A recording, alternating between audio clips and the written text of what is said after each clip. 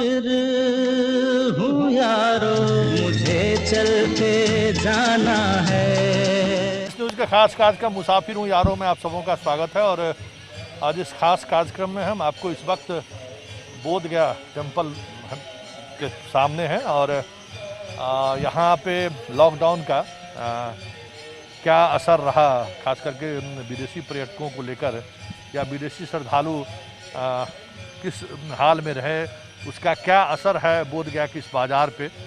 Unlock 2 अब कह सकते हैं, अब लॉकडाउन नहीं, अनलॉक 2 में लोग अभी किस तरीके से हैं। और देखने से ही आपको महसूस हो रहा होगा कि पूरी तौर पे प्रकाश कैमरामैन हमारे यहाँ दिखाएंगे कि कहीं से भी श्रद्धालु दूर दूर तक, राजेश, श्रद्धालु की संख्या देखने को नहीं मिल रही। इसकी क्या वजह है? इसकी एक ही वजह है कि आवागमन बंद हो चुका है। बाहर से जो यात्री आते थे, जो बौद्ध धर्म के लोग हैं, चाइना, जापान, थाईलैंड, श्रीलंका, सभी के ये रोक है, प्लेन चूँकि आ नहीं रही। अब यहाँ के जो लोग हैं वो भी अपने देश पुनः वापस चले गए हैं। अब आसपास के जो लोग हैं वो घर से बाहर निकलना नहीं चाह रहे हैं, क्योंकि बीमारियों से डर है। और महाबोधि मंदिर में जो अभी जो सुरक्षा है उसके पूरा प्रमुखता से ये पालन किया जा रहा है कि जो सोशल डिस्टेंसिंग उसको पूरा बखूबी पालन किया जाए, जिसके वजह से यहाँ पे भीड़ नहीं है। पर्यटक दूसरे जगह से चूँकि आ नहीं रहे हैं। अब बौद्ध धर्म के मानने वाले लोग दूसरे देश के अधिक है, दूसरे राज्य के लोग हैं। गया और बोध गया में ऐसे लोग नहीं है कि बौद्ध धर्म को वो मानते, वो पूजा पाठ करते हों। इसकी एक मेन वजह रही है कि यात्री बाहर से नहीं आ रहे हैं। अच्छा, चीन के साथ जो तनातनी है, यहाँ चीन का भी अपना बौद्ध मंदिर है, वहाँ पे क्या स्थिति है, क्या स्थिति कर रही है? ये चाइना का जो तानातानी साथ में जो हुआ है, तो बोध गया में सबसे बहुत बड़ी असर पड़ी है, क्योंकि लाखों पर्यटक जो है यहाँ पे रहते थे बोध गया में। अब भारत के अलग अलग राज्यों में जो बौद्ध सर्किट है वहाँ लोग रहते थे, वो सभी लोग चाइना वापस लौट गए। बीच में ही पिछले महीने एक विशेष प्लेन से वो लोग लौट गए। और जो यहाँ चाइना का जो बुद्ध मठ है वो बिल्कुल सन्नाटा, वहाँ एक भी लोग नहीं है चाइना का। और ये कहने का ये डर है, जो भारत के साथ जो विवाद जो खड़ा हो गया है, ये विवाद एक बहुत बड़ा अपने आप में दोनों देशों को बंटवारा का स्थिति ला दिया है कि दोनों देशों में भय पैदा हो गई है। जो एक शांति का संदेश था बौद्ध धर्म का, और चाइना और भारत को जो भाई भाई का जो एक रिश्ता था, वो रिश्ता में दरार पड़ गई है। ये स्पष्ट दिखाई दे रहा है, क्योंकि बौद्ध धर्म ये भंते जो भी आ रहे हैं तो कहाँ के भंते हैं? ये भंते ये चाइना का नहीं, ये लोग दूसरे कंट्री के, ये तिब्बत वगैरह के जो लोग हैं ये लोग हैं। तो ये लोग यहाँ रह रहे हैं, चूँकि दलाई लामा जी का संबंध भारत से बहुत विशेष रहा है। और भारत के साथ जब दलाई लामा जी का लोग आ रहे हैं, हाँ, ये सब स्थानीय बौद्ध भंते लोग हैं। अच्छा अच्छा। और जो तिब्बत के जो लोग हैं या सिक्किम के लोग हैं, बात करना चाहेंगे जी कि लॉकडाउन हाँ, ये लोग बात करेंगे। अनलॉक 2 अब फेज में हम लोग पहुंच गए हैं, फिर भी लोग दर्शन करने के लिए नहीं आ रहे हैं। इतना प्रभाव क्यों पड़ा है? प्रभाव सब अपना सेफ्टी खोज रहे हैं ना, सेफ्टी पालन कर रहे हैं ना, नियम का जो पालन कर रहे हैं, इसलिए अभी मतलब एक तो बाहर से आने का भी पर भी रोक लगी हुई है, रोक लगी। लेकिन बाकी जो मोनेस्ट्री आपके यहाँ है वहाँ पे लोग हैं या सब लोग वापस लौट गए? नहीं, वो कुछ होंगे, कुछ चले गए होंगे, ये बात है। अच्छा, चीन को लेकर जो भारत के रिश्ते में जो चीज़ें आई हैं, उसको लेकर यहाँ पे क्या भाव है? ऐसी कोई बात नहीं, यहाँ पर ऐसी कोई बात नहीं है। हम लोग को जो है, हम लोग जो बुद्धिस्ट है ना, राजनीतिक या जातिवाद पे अर्थ नहीं होता, किसी धर्म से अर्थ नहीं है। हम लोग मानववाद है, सभी एक समान है, सभी किसी देश से कोई वो नहीं है, किसी से राग बैर कुछ है नहीं, सब एक ही समान है हम लोग। लेकिन दो देश के बीच अगर इस तरह से तनातनी है, राजनीतिक मसला, हाँ राजनीतिक मसला, लेकिन इसका प्रभाव तो पड़ता है, पर जरूर पड़ता है, प्रभाव तो पड़ता है, जनमानस में पड़ता है ना प्रभाव इसका, कि क्या हो सकता है, कब क्या हो सकता है ना, इसलिए लोग डर भी रहे हैं। ऐसी बात है। चाइना के लोग कितने लोग किस तरीके से, कितने बुद्धिस्ट आते होंगे पूरे आते हैं यहाँ पर रहने वाले, कुछ है जो रह गए यहाँ पर, तो लोग है आते हैं, वैसे कोई दिक्कत नहीं उन लोगों की। वैसे अमूमन एक ईयर की हम बात करें, 1 ईयर में कितने चाइनीज बुद्धिस्ट लोग आते हैं यहाँ पे? नहीं, अभी तो बहुत कम है, बहुत कम है, अभी बहुत कम है। पिछले 4 महीने से कुछ कम हो गया है, कुछ लोग बैक चले गए हैं, और मोनेस्ट्री में रहने वाले यहाँ पूजा करते हैं, आते हैं, जाते हैं। ऐसे एनुअली एवरेज करीब 1.5 लाख के आसपास आते हैं। मतलब एनुअली चाइना से 1.5 लाख के करीब आते हैं एवरेज हैं, 1 ईयर में करीब करीब 1.5 लाख आते हैं। और भी अलग सब जो है चाइना के अंडर में जितने भी कंट्री है वो लोग भी आते हैं जाते हैं। तो वो मतलब उनका क्या धर्म को लेकर, क्योंकि बुद्ध शांति की बात करते हैं और अब शांति जो है सो तिब्बत को लेकर भी चाइना का जो रुख रहा, आपके दलाई लामा के लेकर जो रुख रहा, तो वो चाइनीज कैसे मतलब अपने आप को यहाँ कंफर्ट महसूस करते हैं? वो देखिए, वो पॉलिटिशियन लोगों का मामला है। वो लोग और जो सामरिक ये नहीं चाहता है, वो पॉलिटिक्स करते रहता है अपना सत्ता में हॉबी होने के लिए। लेकिन बौद्धिस्ट, रियल में जो बौद्धिस्ट है वो यूनिवर्सल है, उसके लिए कोई शिकवा शिकायत नहीं। तो एक ही जगह तिब्बत के भी, चीन के भी, सारे जगह के बौद्धिस्ट एक ही जगह पूजा अर्चना करते होंगे। पूरे विश्व का जो बौद्धिस्ट हैं यहाँ इस मंदिर में आकर के बड़ी आस्था के साथ पूजा करते हैं, एक दूसरे को भोजन दान करते हैं, संघ दान करते हैं, एकदम प्रेम से। पैर छू करके जो उपासक लोग हैं वो हम लोग को सम्मान करते हैं, दान देते हैं, भोजन देते हैं। इसमें कोई ये नहीं, शिकायत नहीं। उनको लगता नहीं हो कि हमारे दलाई लामा जो आज प्रवासित हैं इन्हीं चाइनीज की वजह से हैं, इसको लेकर कोई राग द्वेष उत्पन्न नहीं होता है? ये सब चर्चाएं होती है, लेकिन जो लामा लोग हैं एक्चुअली जो दलाई लामा के अनुयायी ये हैं वो आपको हिंद महायान लोग हैं, तो वो लोग कुछ परेशान रहते हैं, संतुष्ट नहीं हैं उनके चाइना के एक्टिविटी से। लेकिन दलाई लामा फिर भी सबको हिदायत करते हैं कि सबको प्रेम से रहना है, मानव ये धर्म है तो इसको एक तरह से मानना है, चलना है। मतलब यहाँ पे भी चीन के बुद्धिस्टों के एक अच्छी खासी तादाद में लोग आते हैं। चीन का तो यहाँ पर हमको लगता है कि करीब करीब 1 अरब का मोनेस्ट्री है यहाँ। 1 अरब रुपये का यहाँ से जाएंगे तो एक मोनेस्ट्री बना हुआ है। और वो लोग चाइना वाले साल में 2 चैंटिंग करते हैं। वो हम लोग को प्रीवियस एनुअल ये निकलता है, नोटिस निकलता है, उसमें शेड्यूल चैंटिंग का शेड्यूल निकलता है। शेड्यूल में 2 बार देते हैं और अच्छा खासा वो यहाँ से मार्च भी करते हैं राजगीर के लिए। राजगीर के लिए मार्च भी करते हैं पैदल, फिर उधर से आते हैं, सबको ले जाते हैं, ले आते हैं बड़ी मान सम्मान के साथ, किसी तरह का कोई शिकवा शिकायत नहीं।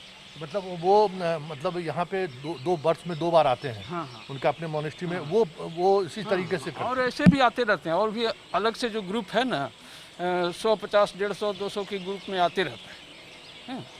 अभी रुका हुआ है कुछ लोग तो अभी है, चाइना वाले हैं, अभी मोनेस्ट्री में रह रहे हैं। मतलब यहाँ पे भी चाइनीज जो बुद्धिस्ट हैं उनकी बहुतायत था और अपने तरीके से वो उसमें भी कोई ये नहीं है, उसका कोई नेग्लिजेंसी नहीं है यहाँ के प्रति। यहाँ के प्रति अच्छा प्रेम और पूजा वर्शिप करते हैं। चलिए, बहुत बहुत धन्यवाद। हमारे साथ भंते थे और उनसे हम जानने की कोशिश कर रहे थे कि चाइना को लेकर जो रिश्ता बिगड़ रहा है तो उसका असर वाकई में क्या यहाँ पे दिख रहा है या नहीं दिख रहा है। यहाँ पे एक बड़ा मंदिर वहाँ पे है और उन मंदिरों के सहारे उन चीज़ों को समझने की ज़रूरत है कि चाइना को लेकर लोग क्या सोचते हैं। हालांकि व्यापार में भी उसका व्यापक असर दिखेगा आने वाले समय पे, लेकिन इन सब से इतर जो एक महत्वपूर्ण चीज़ ये है कि बौद्धिस्ट, चाहे वो चाइनीज हो, जापानीज हो, चाहे तिब्बतियन हो,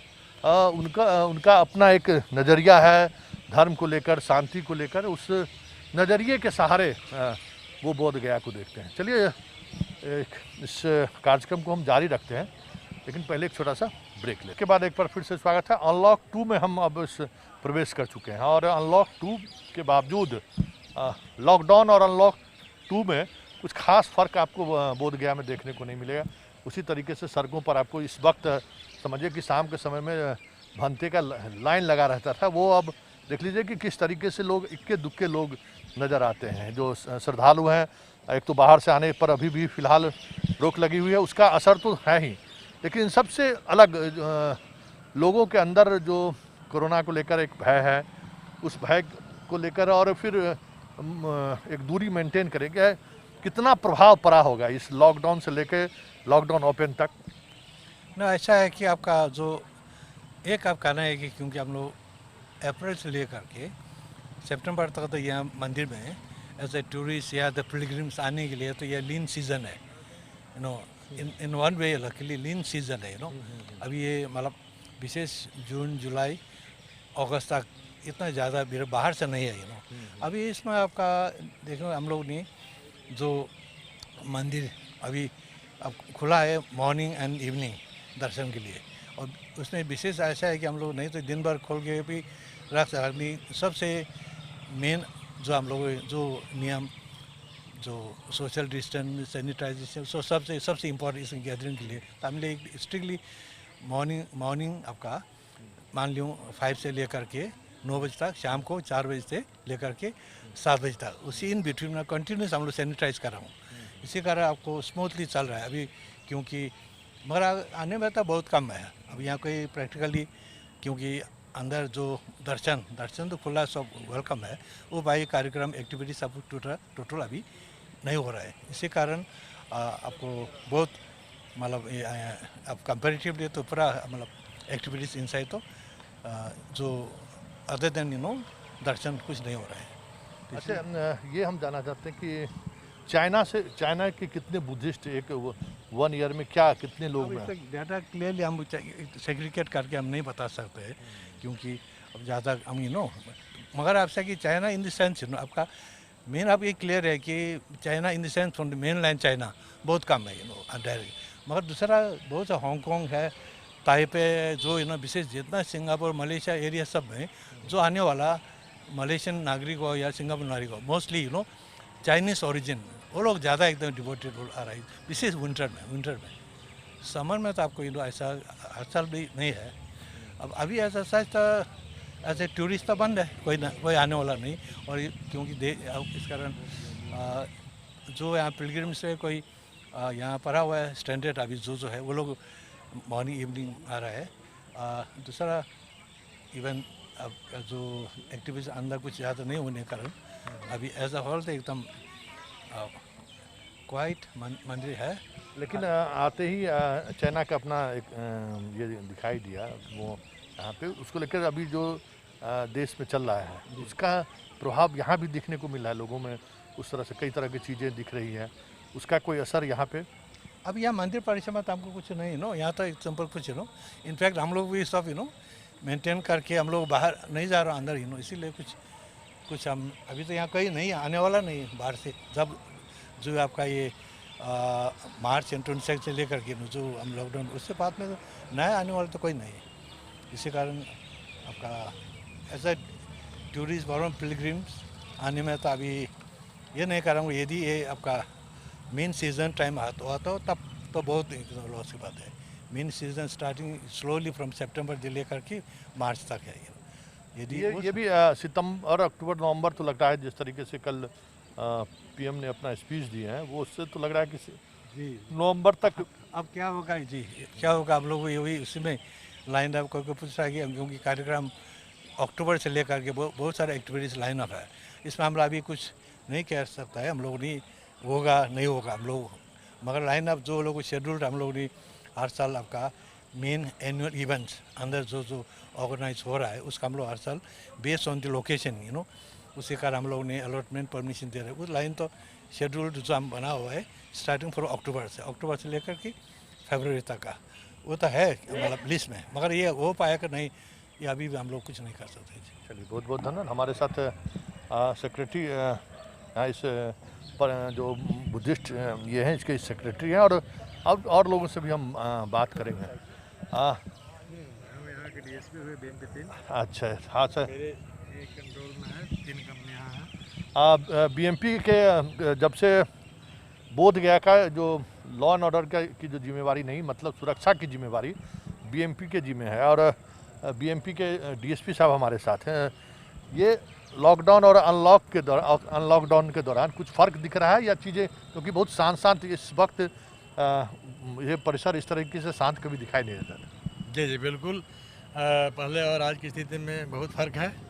पहले काफ़ी यहाँ देश विदेश के लोग आते थे और यहाँ काफ़ी भीड़ रहती थी। आज उसके अनुपात में बिल्कुल ही नगण्य है। जो कोरोना का बहुत असर है, लोग चाह करके भी नहीं आना चाहते हैं, क्योंकि साधन का भी आने जाने का भी अभाव है, जिस कारण भी लोग नहीं आते हैं। अंदर से डरे हुए भी भयभीत हैं भी लोग। आज ही लोग उसके उबर नहीं पाए हैं, इसलिए आना जाना भक्त श्रद्धालुओं का अभी भी कम है। और जब तक कोरोना का एंड नहीं होगा तब तक उम्मीद नहीं की जाती है कि भक्त श्रद्धालुओं की इस तरह का भीड़ बढ़ेगी। तो ये आपको लगता है कि ये लॉन्ग टर्म तक जब तक चीज़ें पूरी तौर पर समाप्त नहीं होती है बहुत मुश्किल है? मुश्किल है, बहुत टफ है, क्योंकि लोगों को जान प्यारा है। पहला दफ़ा एहसास हुआ है कि सामान के कीमत पर जान का कीमत भारी हुआ है। सभी को नज़र आ रहा है कि जान बचाना ज़रूरी है, सामान तो बाद में भी आ सकता है। मतलब सामान बिक्री हो या नहीं हो, लेकिन जान बचाना बहुत इम्पोर्टेंट है। मनुष्य को जान रहेगा तो सब काम होगा, जान ही नहीं रहेगा तो काम क्या होगा। इसलिए जान के बचाने के लोग ज़्यादा लोग उसको समझदारी से काम ले रहे हैं लोग, और बहुत अच्छा है, क्योंकि भगवान की तो भक्ति कहीं से भी हो सकती है। आपका फोर्स, काफ़ी फोर्स यहाँ पे है, डिप्लॉयमेंट है। 3 कंपनी, हाँ 3 कंपनी है। उस पर किस तरीके से आप लोग मेंटेन कर रहे हैं? बहुत ही कोरोना का जो भी कोविड-19 के लिए जो व्यवस्था होना चाहिए, सरकार के जो निर्देश है और जो भी अच्छे अच्छे लोगों का इसमें मार्गदर्शन है, सबका अनुपालन किया जा रहा है। जो हमारे सचिव महोदय हैं BTMC का, उनका भी बहुत इसमें सराहनीय योगदान है। और सब दिशा निर्देश एक दूसरे DMSP सचिव महोदय, हम लोग सारे लोगों का, पुलिस प्रशासन शासन का पूरा यहाँ मतलब चल रहा है, व्यवस्था है, सबका अनुपालन किया जा रहा है दिशा निर्देश का, और सभी लोग सुव्यवस्थित हैं। हमारे फोर्स, कर्मचारी, पदाधिकारी सभी लोग अभी तक मतलब कोरोना के प्रभाव में संक्रमित कोई नहीं हुआ है। ये बहुत बड़ी बात है। आपका पटना में BMP में लोग संक्रमित हो गए, और हाँ, नहीं, बहुत बड़ी बात है कि इस तरह यहाँ पर अभी तक सब विदेशी टूरिस्ट हैं, और इस बीच में अपने आप को, बीच में यह जो क्षेत्र है बिल्कुल कोरोना मुक्त है। मंदिर परिसर, मंदिर के बाहर अभी तो कोरोना मुक्त है, और ये सब पूरे प्रशासन का ही परिणाम है। बहुत बहुत धन्यवाद। हमारे आपको जी, मैं चूँकि कविता भी लिखा हूँ, सचिव साहब के मैंने दिया, DM साहब को, DSP साहब को दिया, सीनियर को मैंने कविता लिखा है, कोरोना हाय कोरोना लॉकडाउन और bye bye corona lockdown, no entry, 2 कविताएं मैंने लिखा है। ठीक है, एक कविता पढ़ के सुना दीजिए। हाँ, ये तो बहुत मौका आपने अच्छा मुझे दिया है। पार्ट 1 सामयिक कविता मैंने लिखा है। प्रकृति के प्रकोप से प्रस्फुटित हुआ वायरस कोरोना, प्रकृति के प्रकोप से प्रस्फुटित हुआ वायरस कोरोना, इंसानी भूल से विविध रूप ले रहा अदृश्य कोरोना, इंसानी भूल से विविध रूप ले रहा अदृश्य कोरोना, इंसान का ही सवारी कर रहा दुश्मन कोरोना, इंसान का ही सवारी कर रहा दुश्मन कोरोना, इंसान का ही जान ले रहा प्राणघातक कोरोना, इंसान का ही जान ले रहा प्राणघातक कोरोना। कोरोना धरती माँ की अदृश्य वायरस संतान है, कोरोना धरती माँ की अदृश्य वायरस संतान है। सावधान सावधान, हम भी धरती माँ की मानव संतान है, सावधान हम भी धरती माँ की मानव संतान है। लॉकडाउन ही महामारी का तत्काल समाधान है, लॉकडाउन ही महामारी का तत्काल समाधान है। हाय कोरोना संक्रमित का इलाज ही निदान है, हाय कोरोना संक्रमित का इलाज ही निदान है। कोरोना के कोहराम से आज भय में इंसान, कोरोना के कोहराम से आज भय में इंसान, गांव शहर घर नगर में डूबके हुए इंसान। Corona lockdown, no entry. चलिए, ये चीज़ें बहुत कुछ बदलती हुई, खास करके अगर पुलिस की बात करें तो उनकी पूरी भूमिका बदल गई थी इस कोरोना के दौरान। अच्छा, जरा अब हम बात चाइना यूनिवर्सिटी को लेकर कर रहे हैं। कोरोना को लेकर भी कहीं न कहीं चाइना निशाने पर है, फिर भारत और चीन के बीच जो रिश्ते हुए हैं चाइना निशाने पर है, और एक बड़ी आबादी चीन की यहाँ पे आती है, तो वो उसका कितना इम्पैक्ट पड़ेगा आने वाले समय पर, यहाँ के लोगों के मानसिकता पे कितना? हाँ, जब भारत और चाइना को जो बीच में इधर कोरोना तो था ही, लेकिन चाइना युद्ध के बाद भारत बोध गया कि लोगों में बहुत आक्रोश है, यहाँ तक कि चाइना के राष्ट्रपति के पुतलादहन हम लोग भी किए हैं।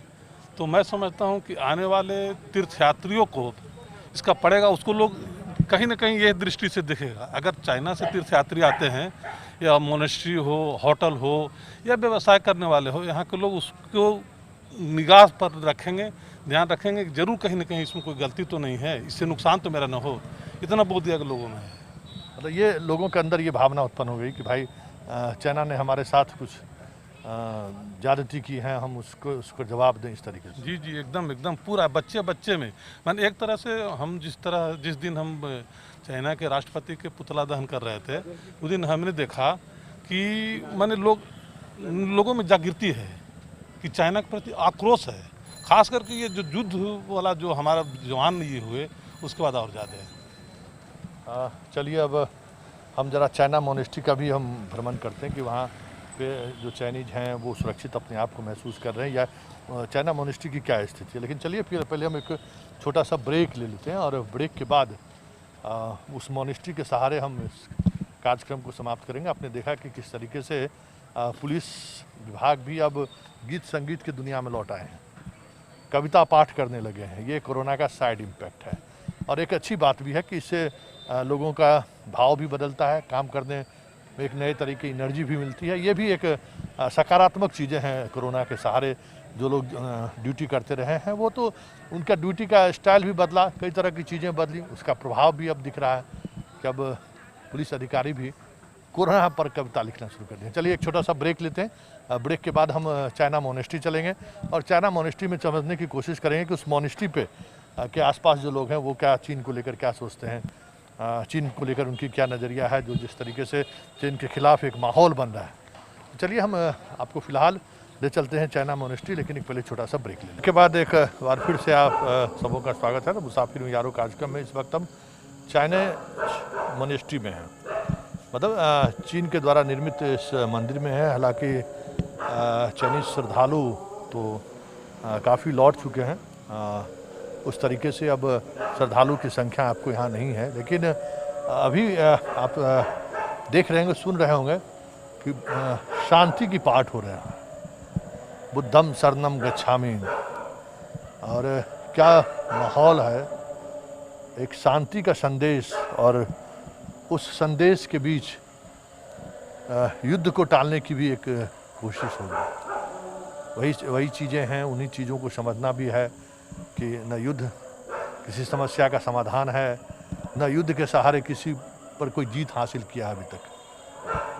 और बौद्ध धर्म को मानने वाले लोग तो कतई नहीं, उन्हें तो हिंसा पर भरोसा ही नहीं है, और उसी हिंसा की परिणति में तो बौद्ध धर्म आगे बढ़ा। अशोक के सहारे जो चीज़ों को हम देखते हैं, महसूस करते हैं, युद्ध में जिस तरीके से लोगों की जानें गईं, और अशोक को एक एहसास हुआ कि ये खून की नदियों बहाने से आप जगह तो आप कब्जा कर सकते हैं, लद्दाख ले सकते हैं, कश्मीर ले सकते हैं, बड़ी बड़ी बातें कर सकते हैं, लेकिन आपको शांति कहीं नहीं मिलेगी। शांति यहीं मिलेगी। और ये आज नहीं, हजारों वर्ष पहले इस सत्य को लोगों ने स्वीकार भी किया है, और उसी सत्य के सहारे आज पूरी दुनिया चल रही है। और भारत हमेशा, चाहे वो गौतम बुद्ध की धरती रही हो, तब जब गौतम बुद्ध थे तो शांति का संदेश बिखरा पूरे देश में, फिर गांधी आए तो शांति के सहारे, सत्याग्रह के सहारे चीज़ों को देखने के लिए। यहाँ पे जो हम कुछ चीज़ें जानना चाहते हैं कि इस प्रार्थना के सहारे क्या संदेश दुनिया को जा रहा है। कोई शांति के लिए, या कोई चाइना में ये कोरोना वायरस के वजह से जितना आदमी का मौत हुआ या पूरा दुनिया में, उसके लिए मतलब दिया जलाता है। हर रोज़ 800 जैसा दिया जलाता है।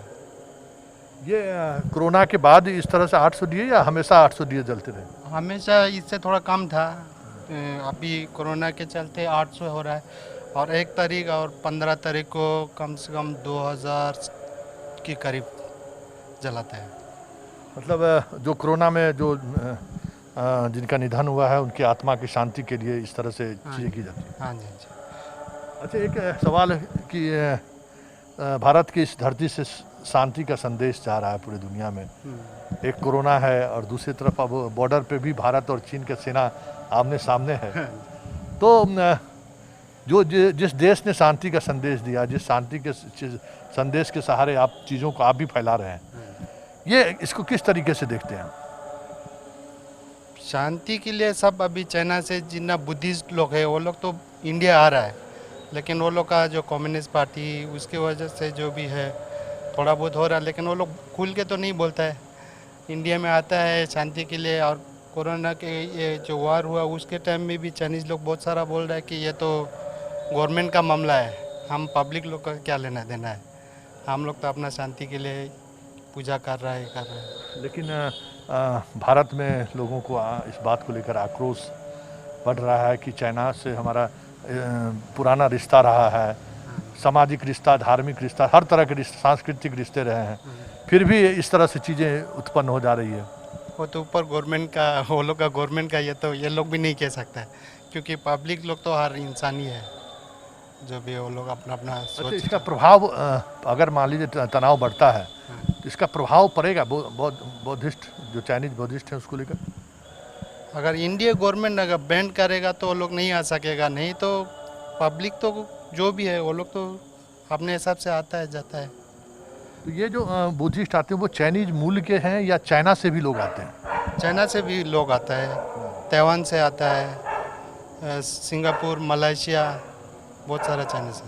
लेकिन खुद जो चाइना है, चीन, हाँ जी, चीन के लोग आते हैं कि नहीं? क्योंकि वहाँ कम्युनिस्ट है, वहाँ लोग धर्म को लेकर कुछ उनका नज़रिया ही अलग है। आते हैं। हाँ जी, सिर्फ ये दलाई लामा का पूजा में थोड़ा वो लोग को स्ट्रिक होता है, नहीं तो आते हैं। अच्छा, दलाई लामा की पूजा में उनको स्ट्रिक्ट कर दिया? थोड़ा वो लोग को अलर्ट करता है कि अभी मत जाओ, वो दलाई लामा का पूजा ख़त्म हो जाएगा उसके बाद आ सकता है। अंततः शांति सबसे बड़ी बात है, और शांति के लिए हमें जो भी कीमत चुकानी पड़े, हमें वो कीमत ज़रूर चुकानी चाहिए, क्योंकि शांति अनमोल है, इसका कोई मोल है। युद्ध से आप कुछ भी चीज़ हासिल नहीं कर सकते। लेकिन ये दोनों मुल्क को समझना पड़ेगा कि आप जिस रणनीति के तहत या जिस नीति के तहत आप विस्तार को वाली जो नीति आपकी है, उसके सहारे आप लोगों के दिलों पर राज नहीं कर सकते हैं। नफ़रत का भाव पैदा लेगा, फिर नफ़रत का भाव पैदा लेगा तो जो चीज़ें आपको स्वाभाविक तौर पे जो प्यार आपको मिलता है भारत से, वो प्यार से आप वंचित रह जाएंगे।